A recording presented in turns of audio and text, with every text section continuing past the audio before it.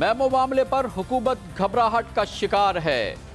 इस इशू पर हुकूमत ने सुप्रीम कोर्ट को भी चैलेंज किया है और फौज के मौक़िफ़ को भी।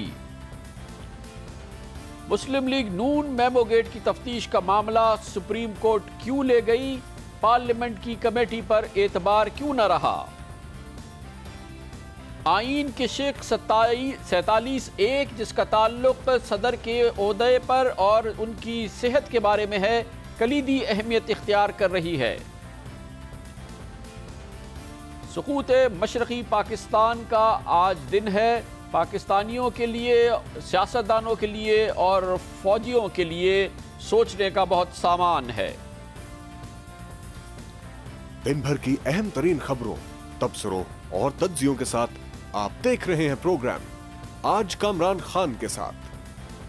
अस्सलाम वालेकुम, मैं हूं कामरान खान। मेमो का मामला, हुकूमत का ताल्लुकात, हुकूमत की जो मका है उस हवाले से बहुत अहमियत इख्तियार कर गया है। पिछले 24 घंटे के दौरान हुकूमत ने इस मामले पर एक बड़ा चैलेंज किया है। चैलेंज एक तरफ सुप्रीम कोर्ट ऑफ पाकिस्तान को किया गया है कि उसको इख्तियार समात ही नहीं है मेमो के मामले पर किसी कमीशन को तश्कील देने का, इसकी तहकीकात का हुक्म देने के लिए। दूसरी तरफ हुकूमत ने पाकिस्तानी फ़ौज के इस मौक़िफ़ को भी चैलेंज किया है कि मेमो का मामला बहुत अहमियत का है, कौमी सलामती से इसका बराह रास्त ताल्लुक़ है, इसकी देरपा दूररस तहकीकात होनी चाहिए। हुकूमत ने कहा कि ये इतना संगीन मामला नहीं है। यही वजह है कि ये पूरे मामला तब पीक पे जा रहे हैं और हुकूमत में इस हवाले से घबराहट भी नुमाया नज़र आती है। हुकूमत के रहनुमा, चाहे वो वज़ीर आज़म यूसुफ रज़ा गिलानी हो या हुकूमत के तर्जुमान, वो बारहा इस बात का इजहार कर रहे हैं या अपनी गुफ्तगू से ये जाहिर कर रहे हैं कि हुकूमत अपनी बका की जंग लड़ रही है। गुज़िश्ता चंद दिनों में वज़ीर आज़म यूसुफ रज़ा गिलानी की तकरीर जो कि उन्होंने सेनेट के फ्लोर पे की, एक बहुत अहमियत इख्तियार कर गई है, क्योंकि इसमें उन्होंने बराह रास्त ये बातें की जिससे लगता यह है कि वो और उनकी हुकूमत ये समझती है कि उन्हें शदीद ख़तरा लाहक है। मेमो के बारे में जो मैं आज आपको कहना चाहता हूँ, it's a conspiracy. It's a conspiracy against the parliament. जो कि president is the part of parliament, that is the conspiracy against the president. कि किसी फॉर्म में, किसी ना किसी फॉर्म में मेमो में या हेल्थ के इशू पे उनके ऊपर कोई इल्ज़ाम होना चाहिए। बहुत से खतरात हैं। मुझे कोई सरोकार नहीं। I am the longest service democratic elected prime minister of Pakistan. अगर मेरी शक्ल आपको पसंद नहीं है, I don't mind, bring a vote of no confidence against me, I will go. If you don't like the face of the president, bring an impeachment, आप किसी और को बना दें। Today if I resign, can you form a government? You will not be able to form a government. Then why do you ask for such things which is beyond you? उसका एक ही हो सकता है, मैं भी जाऊं आप भी जाएं, फिर election not during our life time. मैं अगर रिज़ाइन कर दूं, मैं भी जाऊं, आप भी जाएं, लेकिन वज़ीर आज़म ने ये नहीं बताया कि उनके इस्तीफ़े का मुतालबा कौन कर रहा है, उनसे जाने के लिए कौन कह रहा है। लेकिन बारहा इस मामले पर जिक्र किया जनाब वज़ीर आज़म यूसुफ रज़ा गिलानी ने सेनेट की अपनी तकरीर में। वज़ीर आज़म के और हुकूमत के इस पैगाम को आज मज़ीद तक़वियत दी। आज हुकूमत के सबसे अहम तर्जुमान, पाकिस्तान पीपल्स पार्टी के आज के अहम रहनुमा और साबिक़ वज़ीर क़ानून जनाब बाबर आवान ने, जिन्होंने आज घन गरज की एक प्रेस कॉन्फ्रेंस की और उन्होंने मौजूदा हालात को जमहूरियत के लिए एक बड़ा ख़तरा बताया। उन्होंने कहा कि फंदा तैयार हो रहा है। आज जो इस निज़ाम की ज़मानत है पाकिस्तान की पार्लियामान, उसके गले के गिर्द रस्सी तंग की जा रही है और बदकिस्मती के साथ हाथ वो हैं जिनका बड़ा तजर्बा है। उन हाथों ने 4 दफा पहले ये रस्सी डाली है पाकिस्तान की पार्लियामान के गले में। जनाब बाबर आवान ने कहा कि फंदा और पार्लियामान के गिर्द फंदा साजिश, और वज़ीर आज़म यूसुफ रज़ा गिलानी ने भी साजिश की बात की, हुकूमत को ख़तरात की बात की और सब को जोड़ा है मेमो से। अच्छी बात यह है कि वज़ीर आज़म यूसुफ रज़ा गिलानी ने नहीं समझा कि साजिश शायद जो हो रही है वो इस वजह से हो रही है कि पिछले 4 साल, 3.5 पौने 4 साल में उनकी हुकूमत के दौरान पाकिस्तान के कौमी इदारों के साथ क्या हुआ है। पाकिस्तान रेलवेज़ बंद होने के करीब है। Pakistan PIA international, Pakistan international, उसके जहाज़ आधे से ज़्यादा इस वक्त ज़मीन पर खड़े हुए हैं। पाकिस्तान स्टील, एक और कौमी इदारा, वो सिसक रहा है। दूसरी जानिब सुप्रीम कोर्ट ऑफ पाकिस्तान में उनकी हुकूमत के ख़िलाफ़ करप्शन का एक बहुत बड़ा मुकदमा, उसकी समाअत मुकम्मल हो चुकी है। किराए के बिजली घरों के हवाले से जो मुकदमा है उसमें ख़ुद जनाब गिलानी की काबीना के एक अहम वज़ीर उनके ख़िलाफ़ गवाह बन के खड़े हो गए हैं। लेकिन आज हुकूमत अपनी जब जाने की बात करती है तो उसमें अपनी कारकर्दगी की और कौमी इदारों की तबाही की और करप्शन के इन स्कैंडल्स की किसी सूरत में भी बात नहीं की जाती। लेकिन हुकूमत ने पिछले 24 घंटे के दौरान जो पोजीशन अपनाई है उसमें बराह रास्त हुकूमत मद्दे मुकाबिल खड़ी नज़र आती है सुप्रीम कोर्ट ऑफ पाकिस्तान के, जिसके इख्तियार समाअत को मेमो के हवाले से तफ्तीश के उसके इख्तियारात को उसने चैलेंज कर दिया है। दूसरी जानिब पाकिस्तान की फ़ौज के जो मौक़िफ़ है मेमो के हवाले से, एक तहकीकात जो इब्तदाई तौर पर इंटर सर्विसेज इंटेलिजेंस ने की थी उसको भी चैलेंज किया गया है। जनाब वज़ीर आज़म यूसुफ रज़ा गिलानी का मेमो के हवाले से जो पोजीशन है, जो हुकूमत की पोजीशन है, पहले हम आपको वो बताते हैं, फिर हम आपको बताएंगे कि फ़ौज की इस मामले में क्या पोजीशन है। के ऊपर खुदा न खास्ता मुल्क टूट रहा है, इस किस्म का तासुर नहीं देना चाहिए। We should show political maturity. I have already summoned the ambassador here in Pakistan. Let's wait. ये नहीं कि अगर अखबार में एक खबर आ गई तो अखबार में तो बहुत सारी खबरें हमारे और आप दोनों के खिलाफ आती हैं, तो फिर हम हर चीज़ को मानते जाएं। हम हर चीज़ को मानते जाएं, ये तो एक अखबार की खबर है। ये हुकूमत का वज़ीर आज़म यूसुफ रज़ा गिलानी का मौक़िफ़ है सुप्रीम कोर्ट ऑफ पाकिस्तान में। अखबार पाकिस्तान की जानिब से जो रिप्लाई पेश किया गया है, chief of army staff general शवाब परवेज़ कियानी ने इसमें कहा है कि DGISI की राय थी कि मंसूर एजाज ने उन्हें जो सबूत दिए वो इस साबित करने के लिए काफ़ी है कि मंसूर एजाज 9 से 11 मई तक हुसैन हक्कानी से राब्ते में रहे और उनके दरमियान टेक्स्ट मैसेजेस का तबादला हुआ। DGISI के तज्ज़िये और टेक्स्ट मैसेजेस की तरतीब से हुसैन हक्कानी के मेमो से ताल्लुक़ का शुबा पैदा हुआ है।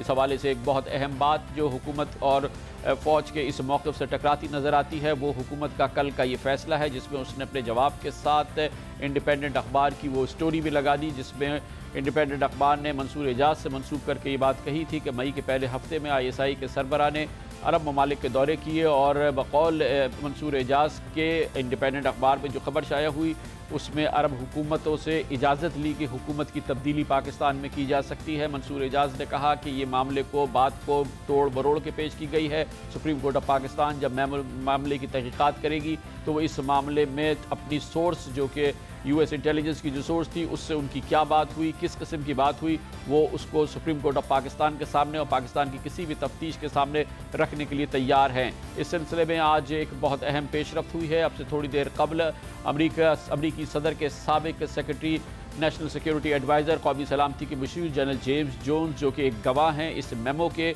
उन्होंने एक एफिडेविट भेजा है, अपना बयान भेजा है जनाब हुसैन हक्कानी की वकील आसमा जहांगीर के थ्रू और इतलात के मुताबिक ये अब सुप्रीम कोर्ट ऑफ पाकिस्तान में जमा कराया जाएगा, जिसमें जनरल जेम्स जोन्स जो कि इससे पहले इस मेमो की एग्जिस्टेंस को इसको तस्लीम कर चुके हैं। जनरल जेम्स जोन्स ने आज एक बार फिर कहा कि उन्होंने मंसूर एजाज के साथ गुफ्तगू के बाद ये मेमो जो कि उन तक पहुँचाया गया था मंसूर एजाज की जानिब से, वो उन्होंने एडमिरल माइक मलन को पहुँचाया।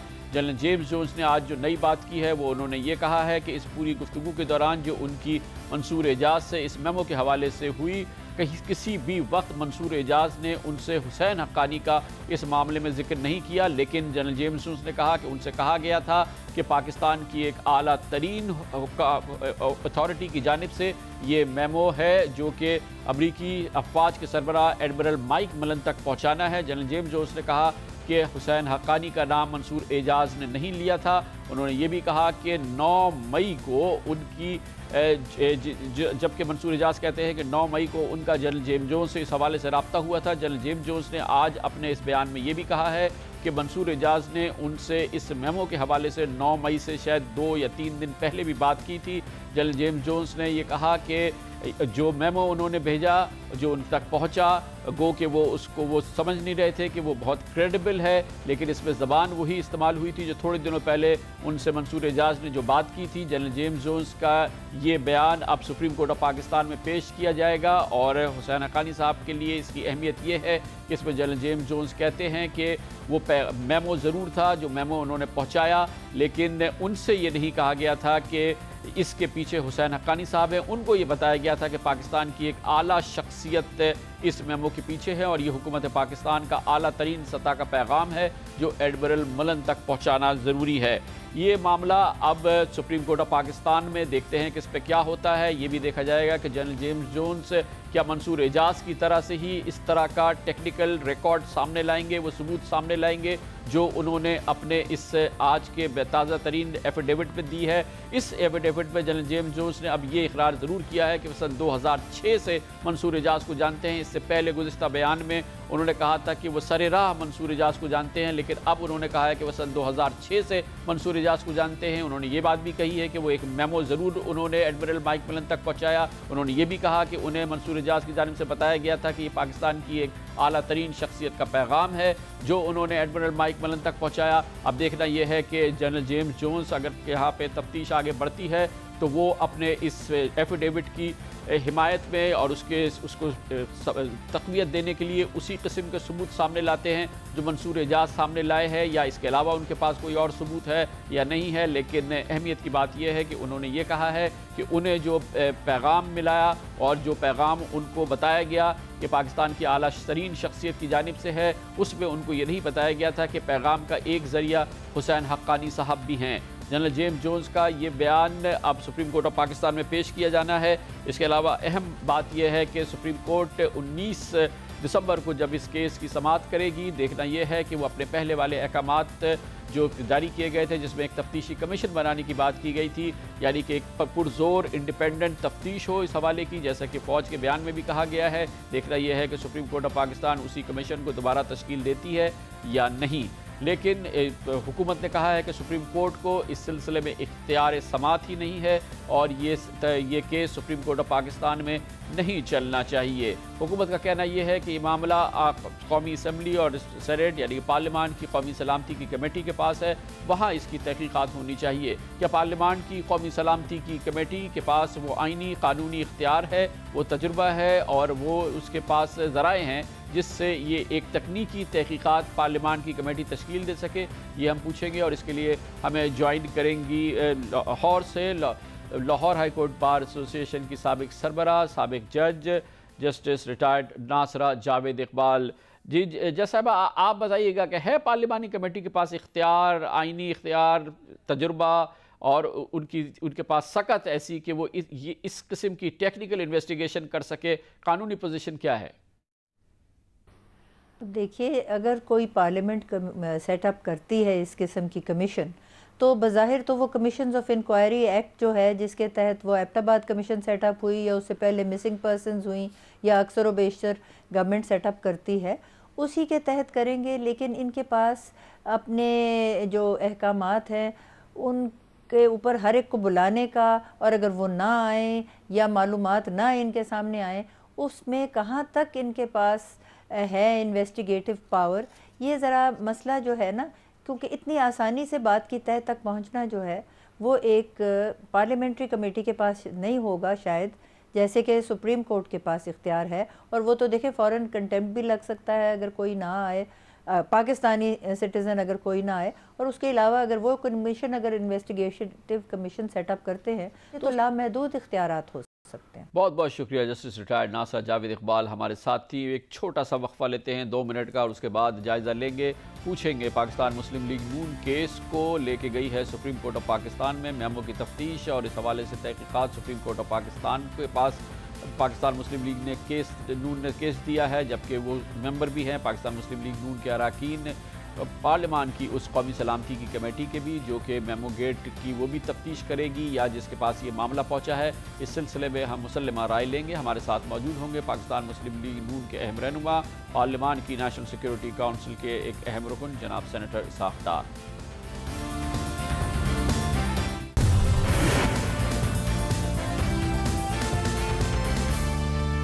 हुकूमत का इसरार है कि मेमो की अगर तफ्तीश होनी है या इस बारे में कोई इन्वेस्टिगेशन होनी है तो वो पार्लियामान की कौमी सलामती की कमेटी के तहत की जाए। सुप्रीम कोर्ट को इस सिलसिले में इख्तियार नहीं है। पार्लियामान की कौमी सलामती कमेटी की एक अहम हिस्सा है पाकिस्तान मुस्लिम लीग नून, जो हिज़्ब इख्तिलाफ की सबसे बड़ी जमात भी है, वो इसका हिस्सा है। लेकिन मुस्लिम लीग नून जो कि पार्लियामान की इस कमेटी का हिस्सा है, इस मामले को सुप्रीम कोर्ट ऑफ पाकिस्तान लेके जा चुकी है और ये पटिशन इस सिलसिले में खुद मुस्लिम लीग नून के कायद जनाब मियाँ मोहम्मद नवाज शरीफ ने दायर की है। पाकिस्तान मुस्लिम लीग नून का हुकूमती इस मौक़िफ़ के बारे में क्या ख्याल है, क्यों उसने ये फैसला किया कि मामले को सुप्रीम कोर्ट में ही लेके जाए, और इस हवाले से पाकिस्तान मुस्लिम लीग नून के कुछ रहनुमाओं की जो राय सामने आई है, इन तमाम उमूर पर बात करेंगे। और इसके लिए हमारे साथ मौजूद हैं पार्लियामान की नेशनल सिक्योरिटी कमेटी में पाकिस्तान मुस्लिम लीग नून के सबसे अहम नुमाइंदे जनाब सेनेटर इसहाक डार। बहुत बहुत शुक्रिया सेनेटर साहब।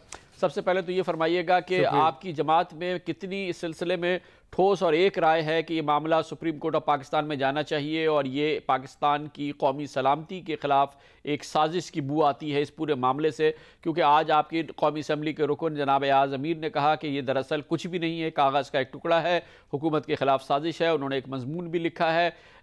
आप बताइएगा कि आपकी पार्टी में इस हवाले से जो मुख्तलिफ बयानात आ रहे हैं, ये भी आया है कि आप ही के पार्टी के जनाब सेनेटर सरताज अजीज़ वो अब से कुछ अरसे पहले मंसूर एजाज को जानते थे या वो उनसे मिलते थे। फिर जब ये मामला आया कि इसी मेमो के हवाले से कल पार्लियामेंट के अंदर जब ANP के एक रुकन ने कहा कि अगर जिस तरह से हुसैन हक्कानी पर इल्ज़ाम है, इस तरह से DGISI पर भी इल्ज़ाम हो सकता है या इस मेमो में कोई ऐसी चीज़ मौजूद है, तो इतलात के मुताबिक जो कायद हिज़्ब इख्तिलाफ है उन्होंने इस बात से एग्री भी किया। आपके यहाँ से ये भांत भांत की आवाज़ें आ रही हैं, कुछ लग रहा है? नहीं खान साहब, मेरा ख्याल है मैं तमाम चीज़ों का वन बाय वन जवाब दे देता हूँ। बात यह है कि जहाँ तक अयाज अमीर साहब का ताल्लुक़ है, वो उनकी ज़ाती राय है, ये पार्टी पॉलिसी नहीं है जो उन्होंने कहा। और आपको पता है कि वो सियासतदान होने के साथ साथ उससे पहले भी और अब भी वो एक जर्नलिस्ट भी हैं और वो लिखते हैं रेगुलर, तो उनकी अपनी ज़ाती राय, जैसे आपने देखा कल बुशरा गौहर साहबा की जो ज़ाती राय थी DGISI के हवाले से, with in matter of minutes ANP ने चंद मिनटों में उसको कहा कि जी उनकी ज़ाती राय है, पार्टी की राय नहीं है। तो अयाज अमीर साहब की अपनी राय है, क्योंकि जब पार्टी की अपनी क़यादत मियाँ मोहम्मद नवाज शरीफ साहब खुद इस वक्त पटिशनर हैं और उनके साथ हमारे चारों सूबों से और गिलगित बल्तिस्तान और AJK से हम पटिशन तमाम दाखिल हुई हैं, तो ये पार्टी पॉलिसी ये है। अब दूसरी बात आपने फरमाई कि चौधरी निसार साहब की कल बात जो है, आज उन्होंने उसको क्लैरिफाई किया। बेसिकली वो ये कह रहे थे, जब उन्होंने ये कहा कि जब मेमो आया था तो उन्होंने कहा मैंने नेशनल असम्बली में ये डिमांड की थी कि हुकूमत या इसको नेगेट करे अगर ये झूठा है और फाइनेंशियल टाइम को सू करे। गवर्नमेंट ने नहीं किया और अब इस मेमो की उस वक्त एग्जिस्टेंस जो उस वक्त क्लैरिटी नहीं थी, वो अब अनडिस्प्यूटेबल है कि मेमो अब एग्जिस्ट करता है। इसी तरह उन्होंने ये इस DGISI के हवाले से ये कहा।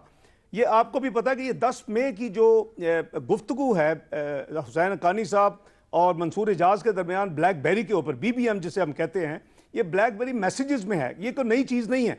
ये मेरे नज़दीक इस तमाम इशू को डिट्रैक्ट करने का एक पिछले 4-5 रोज़ में एक मंसूबे के तौर पे इस पे अमल हो रहा है। और मेन इशू जो पाकिस्तान की सॉवरेंटी की है, जो फ़ौज पाकिस्तान को कमज़ोर करने की है, जो न्यूक्लियर पावर को और न्यूक्लियर एसेट्स को कंप्रोमाइज़ करने की थी, वो सारा रोड मैप इस मेमो में है। और इस मेमो में टोटल कॉम्प्रीहेंसिव पूरी डिटेल मौजूद है कि नक्शा क्या होगा।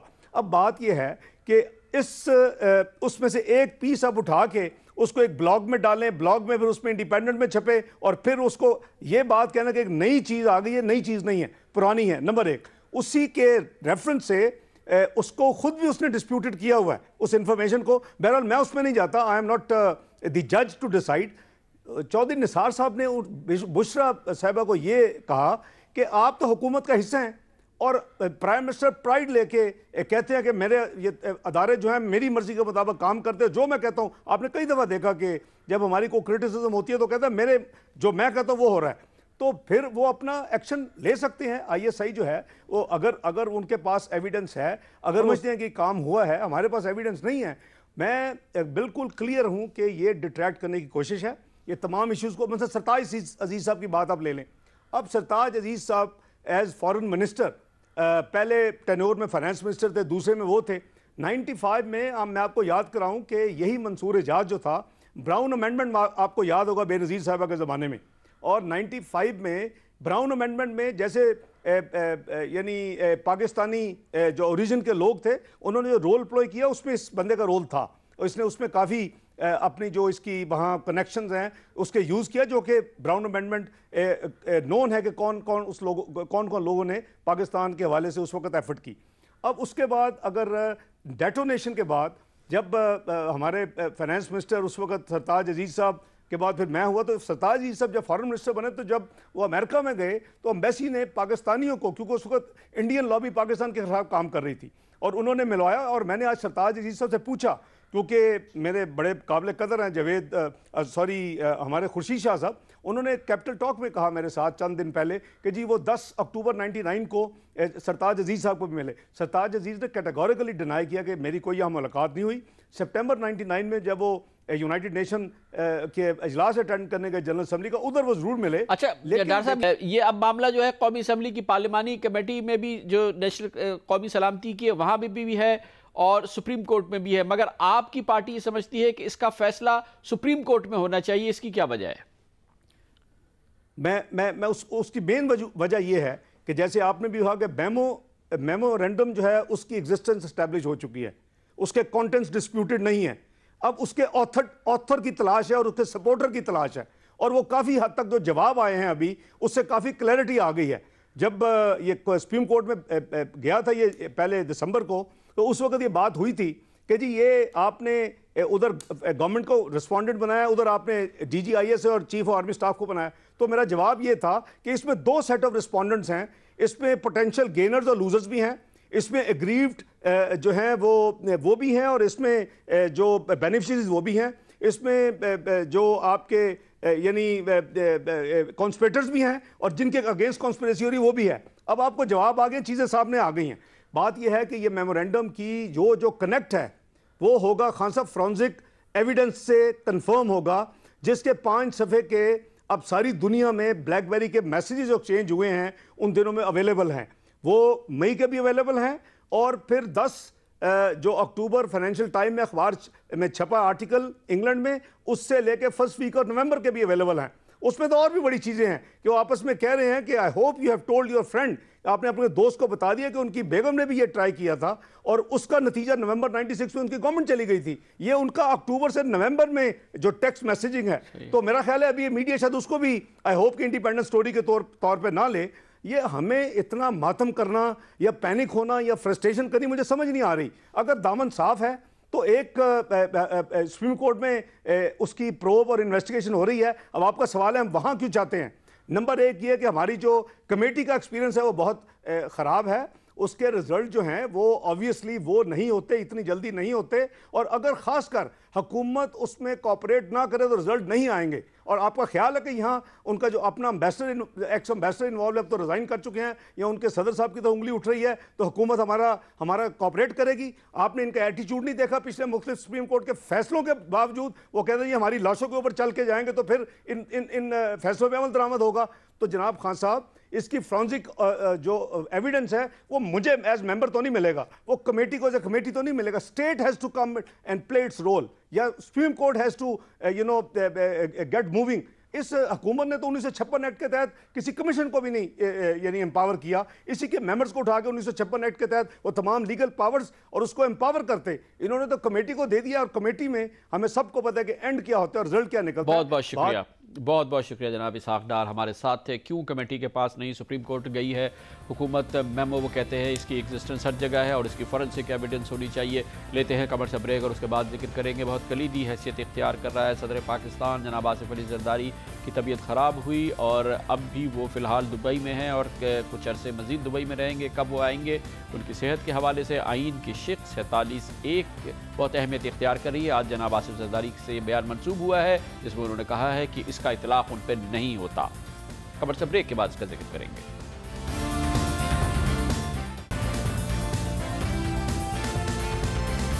Welcome back. एक और मामला जिसका कि अब जिक्र बहुत ज़्यादा सुनाई दे रहा है, अखबारात में इस पर मज़ामीन भी छपे हैं, वो है आइन की शिक 47(1) जिसका तनाजुर ये है कि सदर आसिफ अली जरदारी बीमार होकर गए पाकिस्तान से बाहर। गो के इससे पहले कहा गया था कि वो मामूल के टेस्ट कराने के लिए दुबई गए हैं, लेकिन जनाब वज़ीर आज़म यूसुफ रज़ा गिलानी ने बताया पार्लियामेंट के फ्लोर पे कि वो बीमार हुए हैं। इससे पहले अहमियत की बात थी वो सूरत हाल जिसमें उनकी तबीयत ख़राब हुई। ये अखबारात में छप चुका है और मुसद्दिक़ा ज़राए से छप चुका है कि जनाब आसिफ अली ज़रदारी इससे पहले शदीद ज़हनी दबाव के शिकार थे, कई दिन से वो सोए नहीं थे। और इसमें जो अहमियत की बात है वो गुफ्तगू है जो उन्होंने उससे पहले और इस दौरान मुख्तलिफ़ शख्सियात से की। जमीयत उलमा इस्लाम के सरबराह मौलाना फजलुर रहमान, जिन्होंने सदर आसिफ अली ज़रदारी से 5 घंटे तक मुलाकात की थी, उन्होंने बाकायदा कहा है कि उन्हें बारहा इस बात का एहसास हुआ कि सदर ज़रदारी की तबीयत बिल्कुल दुरुस्त नहीं है। इसके अलावा उन्हीं दिनों में ख़ास तौर पे उनके इस बीमारी से ज़रा कबल उनकी बात जो हुई एक दिन में एक चंद घंटों के दौरान अमरीकी सफ़ीर कैमरॉन मंटर और अमरीका के सदर बाराक ओबामा, उस हवाले से अमरीका के फॉरेन पॉलिसी मैगज़ीन ने लिखा है कि इस ख़ास तौर पे अमरीकी सदर बाराक ओबामा के साथ जो उनकी बातचीत हुई वो इंतहाई बेरब्त थी। अमरीकी हुक्काम ने इस बात की तरदीद नहीं की है। दूसरे मुसद्दिक़ा ज़राए भी कहते हैं कि इंतहाई जज्बाती और घन गरज की गुफ्तगू थी जो सदर आसिफ अली ज़रदारी ने अमरीकी सफ़ीर और अमरीका के सदर बाराक ओबामा के साथ की। उसके बाद जब उनकी तबीयत ख़राब हो गई काफ़ी, जिस दौरान वो काफ़ी ज़्यादा उनकी तबीयत ख़राब रही प्रेसिडेंसी में, उससे जब वो संभले तो उनकी बात हुई थी chief of army staff general Ashfaq Parvez Kayani से। उस गुफ्तगू के बारे में भी बताया जाता है कि वो भी बहुत ही एक पुरजोश गुफ्तगू थी जो सदर आसिफ अली ज़रदारी ने chief of army staff general Ashfaq Parvez Kayani के साथ की थी। इसी हवाले से जो इत्तलात मुसलसल आती रहीं उसमें उसी बात का जिक्र होता रहा जिसका ताल्लुक़ ज़हनी दबाव से था। और अब इसीलिए कहा जा रहा है कि सदर आसिफ अली ज़रदारी फ़िलहाल दुबई में आराम करेंगे। हालिया दिनों में जो उनकी टेलीफोन गुफ्तगू हुई जिन शख्सियात से भी, उसमें वो काफ़ी बेहतर उनकी कैफियत नज़र आई और बातचीत भी उन्होंने मामूल के मुताबिक की है। सदर आसिफ अली ज़रदारी इससे पहले भी ज़हनी दबाव के शिकार रहे हैं। पाकिस्तान में मुकदमात के दौरान जब वो कैद में थे उन पर ज़हनी दबाव मुसलसल रहा है और इसका बाकायदा इजहार बैनुल-अक़वामी तौर पर डॉक्टर्स ने भी किया जो कि स्विट्ज़रलैंड की अदालतों में और बरतानिया की अदालतों में भी भेजे गए थे।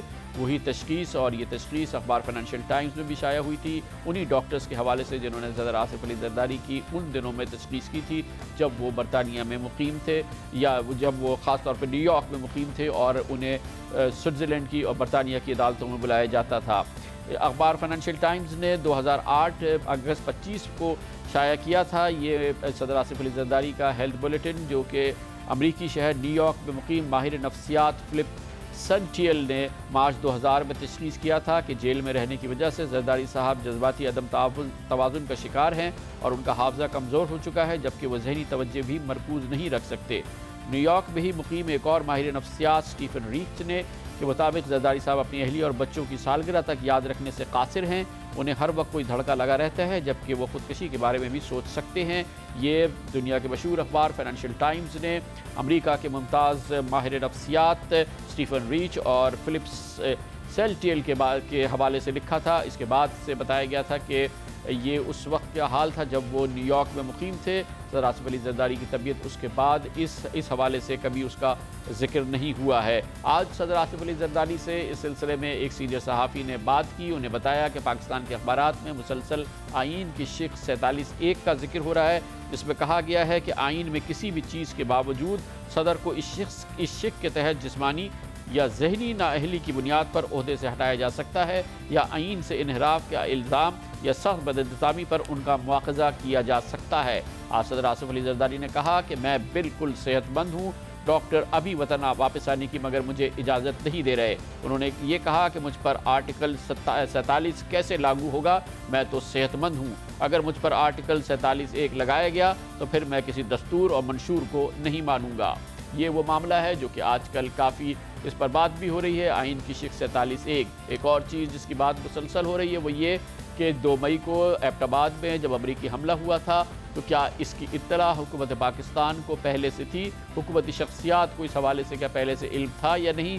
इसकी इत्तला उस गुफ्तगू से आई कि मुबैना तौर पर मंसूर एजाज और जनाब हुसैन हक्कानी के दरमियान मैसेजेस के तबादले की सूरत में हुई। ये बातचीत हुई थी नवंबर के पहले हफ्ते में जब आखिरी मैसेजेस ट्रांसफ़र हुए थे मुबैना तौर पर जनाब मंसूर एजाज और जनाब हुसैन हक्कानी के दरमियान। इस सिलसिले में ये बात भी सामने आई। बारहा कहा गया कि बरतानिया में पाकिस्तान के हाई कमिश्नर जनाब वाजिद शम्सुल हसन ने 2 मई के बाद जो मीडिया इंटरव्यूज़ दिए उसमें उन्होंने बाकायदा तौर पे ये बात कही थी कि पाकिस्तान को इस बारे में इल्म था, पाकिस्तान की आला शख्सियात को इस बारे में इल्म था, पाकिस्तान अंधेरे में नहीं था जब एबटाबाद पर हमला किया गया। वाजिद शम्सुल हसन साहब कहते हैं कि उनके ये तमाम बयानात हुकूमत की पॉलिसी के हवाले से थे। इस सिलसिले में वज़ीर आज़म यूसुफ रज़ा गिलानी का बयान भी सामने आ चुका था, जिसमें उन्होंने एक साफ अंदाज में ये भी कहा था पाकिस्तान का अमेरिका के साथ इंटेलिजेंस से रब्ता भी था और ये एक बहुत बड़ी कामयाबी थी जब उसामा बिन लादेन को एबटाबाद में अमरीकी हमले में हलाक किया गया। अमरीकी हमले की तनकीद नहीं की गई थी बल्कि उसको सराहा गया था और इसे वज़ीर आज़म यूसुफ रज़ा गिलानी ने 2 मई को एक अजीम कामयाबी करार दिया था। We are against terrorism, we are against extremism, and Pakistan has suffered a lot, and thousands of innocent children, ladies, and soldiers, they have been martyred, and we would, that's a principal stand that we will not allow our soil to be used against any other country for terrorism. Therefore, I think it's a great victory. It's a success. ये थे जनाब वज़ीर आज़म यूसुफ रज़ा गिलानी, इसको बड़ी अजीम कामयाबी करार दे रहे थे। लेते हैं खबर से ब्रेक और उसके बाद आज ही के दिन सुकूत मशरक़ी पाकिस्तान हुआ था। लम्हा फ़िक्रिया, सोचने का वक्त, फ़ौजियों के लिए भी, सियासतदानों के लिए भी और आम पाकिस्तानियों के लिए भी। इस पर बात करेंगे खबर से ब्रेक के बाद।